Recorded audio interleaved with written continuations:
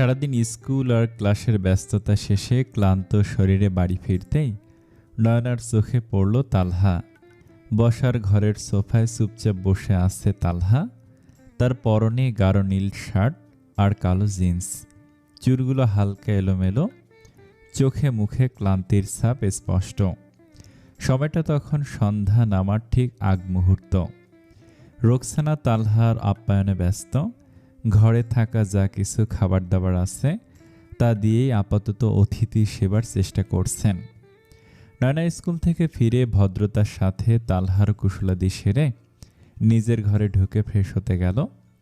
সকালের তাড়াহুড়োয় পলাশের নাম্বার লেখা কাগজটা কোথায় রেখেছে কিছুতেই মনে করতে পারছিল না সে। পুরো পথ জুড়ে সেই কাগজটার কথাই বারবার মনে পড়ছিল। তারপর বলো, বেআইন কেমন আছেন?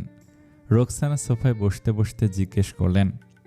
চায়ের কাপে তালহা চুমুক দিয়ে বলল, আলহামদুলিল্লাহ, ভালো আছেন। ভাবি হয়তো আপনাকে কলে সব কিছু বলেছেন। আমি আসলে নয়নাকে নিতে এসেছিলাম। মুস্কি হাসলেন রোকসানা। কিছুক্ষণ আগেই ওরা ফোন করেছিল, তখনই তালহার বিয়ের কথা জানিয়েছে তাকে। যদিও এখনো দিন তারিখ চূড়ান্ত হয়নি, তবে কাল থেকেই কেনাকাটার প্রস্তুতি শুরু হবে এমনটাই সিদ্ধান্ত হয়েছে। এই কারণেই নয়নাকে খানবাড়িতে নিয়ে যাওয়ার জন্যই তালহাকে পাঠানো হয়েছে। আরিশের সময় নেই, অফিসের চাপ দিন দিন বেড়েই চলেছে। আর তাছাড়া আরিশের যা স্বভাব, তাতে শ্বশুরবাড়ি এসে শালিকাকে নিজ হাতে আনার মতো ধৈর্য বা ইচ্ছা তার নেই বললেই চলে। হ্যাঁ, ওরা বলেছে তুমি নয়নাকে নিতে এসেছ। রোকসানা হেসে বললেন, ও তো এখন স্কুল থেকে ফিরেছে, একটু ফ্রেশ হয়ে আসুক, তারপর কথা বলি তোমার সঙ্গে। ঠিক আছে আন্টি, তুমি বরং নাস্তা শেষ করো ততক্ষণে। তালহা মাথা নেড়ে মুচকি হাসল কেবল। রোকসানা বসা থেকে উঠে নয়নার ঘরের দিকে এগোলেন। কোনো মতে স্কুলের ব্যাগ কাঁধে থেকে নামিয়ে কাগজটা খুঁজতে শুরু করলো নয়না। কিন্তু দুঃখজনক ব্যাপার হলো, টেবিলের ওপর থেকে শুরু করে ডয়ারে ফ্লোরে কোথাও কাগজটা পাচ্ছে না সে। কিরে, এখন স্কুল ড্রেস চেঞ্জ করিসনি কেন? তালহা এসে বসে আছে। তোকে নিতে পাঠিয়েছে ওরা। মায়ের আগমনে কিছুটা অপ্রস্তুত হয়ে গেছে নয়না। সোজা হয়ে দাঁড়ালো, জিহ্বা দিয়ে ঠোঁট ভিজিয়ে বলল সে, এই তো ফ্রেশ হয়ে নিচ্ছি। আপু হঠাৎ নিতে পাঠালো, কোনো অনুষ্ঠান আছে? তালহার বিয়ে শুনলাম, সেজন্য কেনাকাটা করবে বলল। ব্যাগপত্র নিয়ে যাবি, 2 দিন থাকার কথা বলেছে ওরা। নয়না শুধু সব কথায় হু হা করে যাচ্ছে। তার মন পড়ে আছে কাগজটা খোঁজার দিকে। পলাশের নম্বরটা হারিয়ে নয়নার মনে হচ্ছে যেন আস্ত মানুষটাকে হারিয়ে ফেলেছে সে। বুকটা কেমন খালি খালি লাগছে। কিরে, কি হয়েছে তোর? রোকসানা বেশ গলা উঁচিয়ে জিজ্ঞেস করল। ফ্রেশ হয়ে আসছি আমি, বেশি সময় লাগবে না। নয়না তড়িঘড়ি করে ওয়ার্ড্রোব থেকে জামা কাপড় হাতে নিয়ে ওয়াশরুমের দিকে এগোলো। রোকসানা মল্লিক মেয়ের হাবভাব কিছুতেই বুঝে উঠতে পারছে না। নয়না আজকাল যেন কেমন অচেনা হয়ে গেছে। আগের সেই প্রাণচঞ্চল মেয়েটা কোথায় যেন হারিয়ে গেছে। এই পরিবর্তনের কারণটা তিনি ধরতে পারছেন না ঠিকভাবে, আর সেটাই তাকে ক্রমেই চিন্তিত করে তুলেছে। সন্ধ্যা নেমেছে। শহরের উপরে গাঢ় নীল রঙা আবরণ টেনে নিচ্ছে আকাশ। বাড়ির চারপাশে বাতিগুলো একে একে জ্বলে উঠছে। একটা শান্ত নরম আলোয় ভরে যাচ্ছে চারদিক। ড্রেসিং টেবিলের সামনে দাঁড়িয়ে আছে ওরা। নিজেকে আজ বেশ পরিপাটি করে গুছিয়ে নিয়েছে। নীল রঙের শাড়ির সঙ্গে মিলিয়ে পড়েছে ম্যাচিং ব্লাউজ, গলায় হালকা ডিজাইনের ডায়মন্ড সেট, খোলা চুলে জড়ানো আছে আর্টিফিশিয়াল বেলি ফুলের গাজরা, হাতে নীল কাঁচের চুড়ি, ঠোঁটে টুকটুকে লাল লিপস্টিক। সবকিছু মিলিয়ে তাকে যেন এক অপ্সরা মনে হচ্ছে। আলোক ছায়ার এই সন্ধ্যায় যেন রূপকথা থেকে নেমে আসা কোনো চরিত্র। আয়নায় কি দেখছো হামিংবার্ড? আরিশের কণ্ঠ ভেসে এলো পেছন দিক থেকে। কণ্ঠটা শুনে উচ্ছ্বসিত হয়ে পেছনে ফিরে তাকালো ওরা। আর সেই মুহূর্তে যেন আরিশের হৃদয়ে এক চিলতে ঝড় বয়ে গেল। এক মুহূর্তের জন্য থমকে গেল সব, নিঃশ্বাস, স্পন্দন, সময়। এক দৃষ্টিতে তাকিয়ে রইল সে ওরার দিকে। চোখে বিস্ময়, মুগ্ধতা আর গভীর ভালোবাসার ছায়া। আরিশের এমন অভিব্যক্তি দেখে মুচকি হেসে ওঠে ওরা। ধীরে ধীরে এগিয়ে গিয়ে গলা জড়িয়ে ধরে সে। কানে কানে বলল, আপনার হামিংবার্ডকেই দেখছিলাম আয়নায়। আরিশ তার কোমরে হাত রেখে অরাকে একটু উঁচু করে তোলে, তারপর গভীর মমতায় কপালে এক আলতো চুমু রাখে। আজকের পর এই রুমে আয়নায় রাখবো না। কি? চমকে উঠল অরা। যা শুনছ ঠিক তাই বলেছি। কিন্তু কেন? আরিশ চোখ সরিয়ে রাখল, যেন অভিমান লুকাতে চাইছে। তোমার এই সৌন্দর্য আমার আগে আয়না দেখে ফেলে, এটাই সহ্য হয় না। অরা হেসে উঠল জোরে। সে হাসিতে যেন রুমটা মুহূর্তে আলোয় ভরে গেল।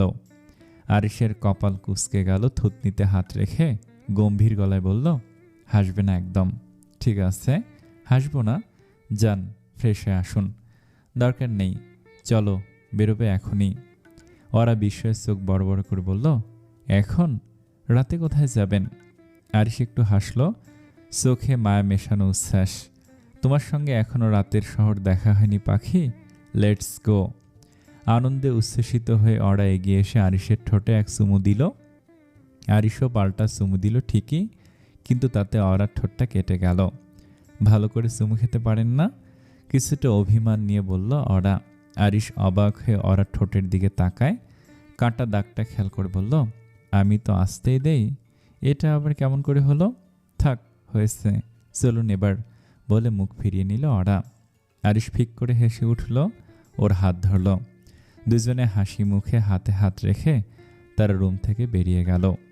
রাতের শহরটা আজ যেন এক নতুন গল্পের সূচনা। সন্ধ্যার ঢাকা শহর, বাতাসে হালকা গরম, আলো ছায়া জলজল করছে রাস্তাঘাট। ওরার ইচ্ছে আজ রিক্সা চড়ে ঘুরবে তারা, তাই একটা রিক্সা ঠিক করে ফেলেছে আরিশ। তবে সমস্যা হলো, আরিশের জীবনে এই প্রথম রিক্সায় ওঠা, ফলে খানিকটা অস্বস্তি তো থাকছেই। মাঝে মধ্যে রিক্সা একটু নড়েচড়ে উঠলে আরিশ ভয় পেয়ে যায়, দুহাত দিয়ে শক্ত করে রিক্সার হুক ধরে বসে থাকে। এ দৃশ্য দেখে অরা তো খিলখিল করে হেসেই ওঠে। তার হাসিতে যেন রিক্সার চারপাশটা আরও হালকা হয়ে যায়। রিক্সা এসে থামল সোহরাওয়ার্দী উদ্যানের সামনে। চারিদিকে যেন মানুষের ঢল।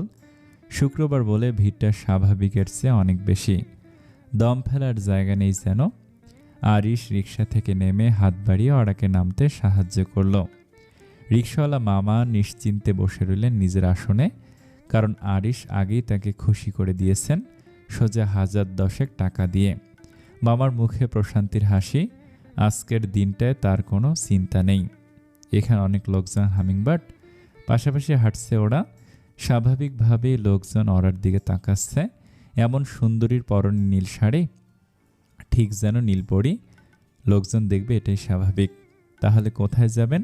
সব জায়গায় তো লোকজন। ওরার কথার দিকে বিশেষ একটা খেয়াল নেই আরিশের। একটা ছেলেকে দেখছে সে, ওরার দিকে কখন থেকে এক দৃষ্টিতে তাকিয়ে আছে ছেলেটা। আরিশ আচমকাই ছেলেটার কাছে গিয়ে কলার চেপে ধরল। চমকালো ওরা। আশেপাশের লোকজন জড়ো হয়ে গেল। Hey, what the fuck do you think you're doing staring at my wife? Get lost asshole. ওরার ইচ্ছা থাকলেও আরিশকে থামানো তার পক্ষে সম্ভব হচ্ছিল না। ওই জায়গায় জমে থাকা লোকজনের কেউই আর সাহস পাচ্ছিল না তার দিকে ঝাঁপ দেওয়ার। আরিশের চোখ মুখ থেকে যেন আগুনের শিখা বেরোচ্ছে। তার ক্রোধ একেবারে স্পষ্ট। বেচারা ছেলেটা আরিশের হাত থেকে ছুটে সরে গেল, তারপর অন্যদিকে দৌড়ে পালিয়ে গেল। ধীরে ধীরে লোকজনও সেখান থেকে ছড়িয়ে পড়তে শুরু করলো। এক একজন এক এক রকম মিশ্র প্রতিক্রিয়া ব্যক্ত করলো।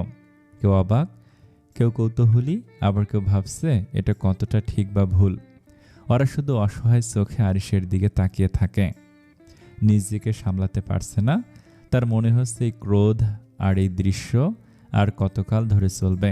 আরিশ তার দিকে এগিয়ে এসে বলল, বাসায় যাব। ওরা কিছু বলল না। আরিশ ওরাকে নিয়ে আবার রিকশায় উঠে বসলো। মাঝখান দিয়ে ওর মনটা খারাপ হয়ে গেল।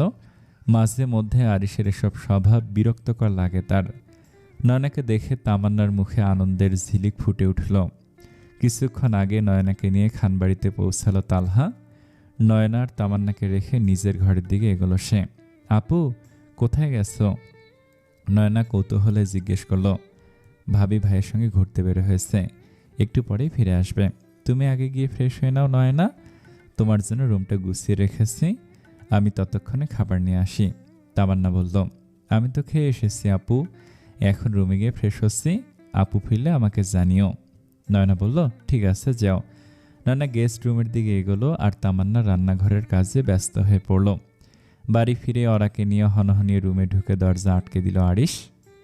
তার স্বামী কেন এমন করছে বুঝে যেন বুঝতে পারছে না ওরা। রাগের মাথায় ওরা শরীর থেকে শাড়িটাই খুলে ফেলে দিল আরিশ। ওরা ওড়না গায়ে পেঁচিয়ে দাঁড়ালো। কি হয়েছে আপনার? শাড়ি খুললেন কেন? ওরা হতবাক হয়ে প্রশ্ন করল। আরিশ রাগে কাঁপতে কাঁপতে বলল, পাগল হয়ে গেছি আমি। এই শাড়ি যত নষ্টের মূল, আর পরবে না এই শাড়ি। গভীর নিঃশ্বাস ছাড়ল আরিশ। নিজের রাগ নিয়ন্ত্রণ করতে হিমশিম খাচ্ছে সে। শান্ত হন একটু, এত রাগ করলে চলে?